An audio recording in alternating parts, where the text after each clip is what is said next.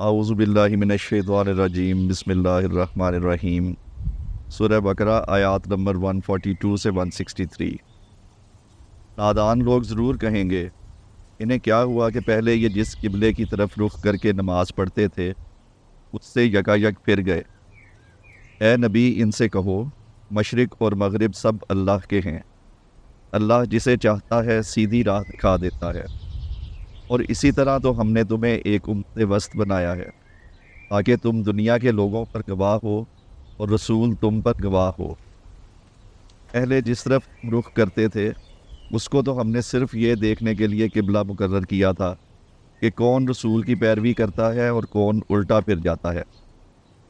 یہ معاملہ تھا تو بڑا سخت، اگر ان لوگوں کے لیے کچھ بھی سخت نہ ثابت ہوا جو اللہ کی ہدایت سے فیض یاب تھے۔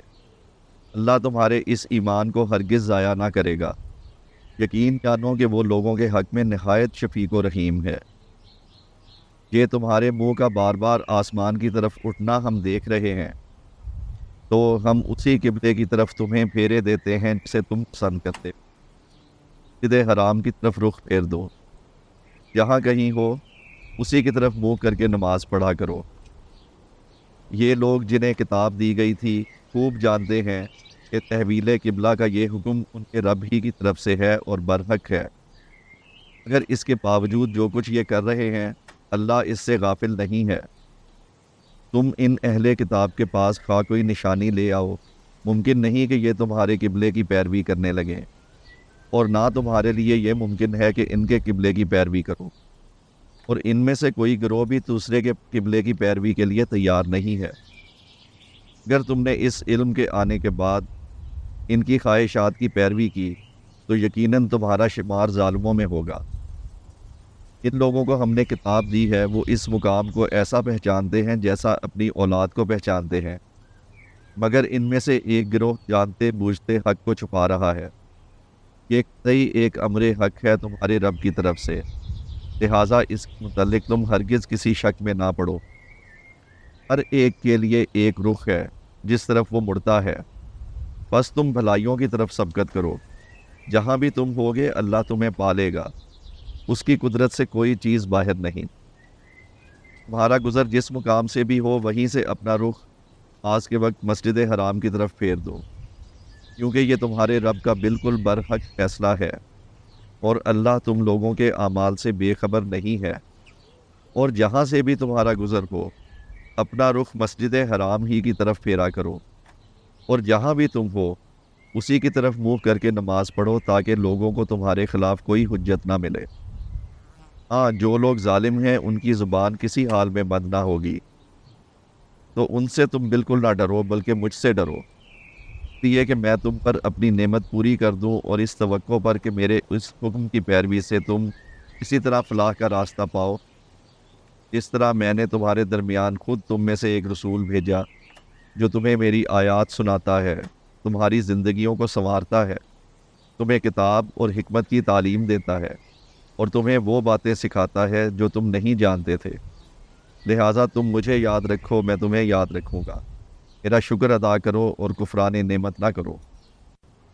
اے لوگو جو ایمان لائے ہو، صبر اور نماز سے کام لو، اللہ صبر کرنے والوں کے ساتھ ہے۔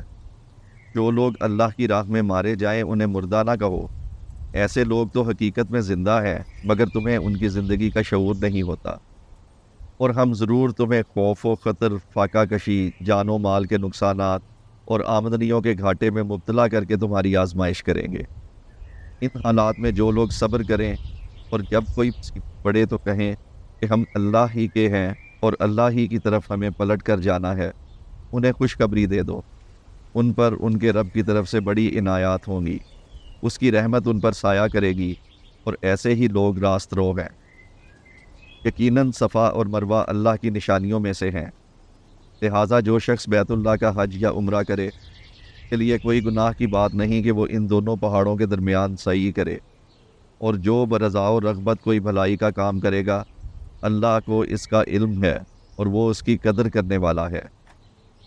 جو لوگ ہماری نازل کی ہوئی روشن تعلیمات اور ہدایات کو چھپاتے ہیں، حالانکہ ہم انہیں سب انسانوں کی رہنمائی کے لیے اپنی کتاب میں بیان کر چکے ہیں، یقین جانو کہ اللہ بھی ان پر لعنت کرتا ہے اور تمام لعنت کرنے والے بھی ان پر لعنت بھیجتے ہیں۔ البتہ جو اس روش سے باز آ جائیں اور اپنے طرز عمل کی اصلاح کر لیں اور جو کچھ چھپاتے تھے اسے بیان کرنے لگے، ان کو میں معاف کر دوں گا۔ میں بڑا درگزر کرنے والا اور رحم کرنے والا۔ جن لوگوں نے کفر کا رویہ اختیار کیا اور کفر کی حالت ہی میں جان دی، ان پر اللہ اور فرشتوں اور تمام انسانوں کی لعنت ہے۔ اسی لعنت زدگی کی حالت میں وہ ہمیشہ رہیں گے، نہ ان کی سزا میں تخفیف ہوگی اور نہ انہیں پھر کوئی دوسری مہلت دی جائے گی۔ تمہارا خدا ایک ہی خدا ہے، اس رحمان اور رحیم کے سوا کوئی اور خدا نہیں ہے۔ صدق اللہ العظیم۔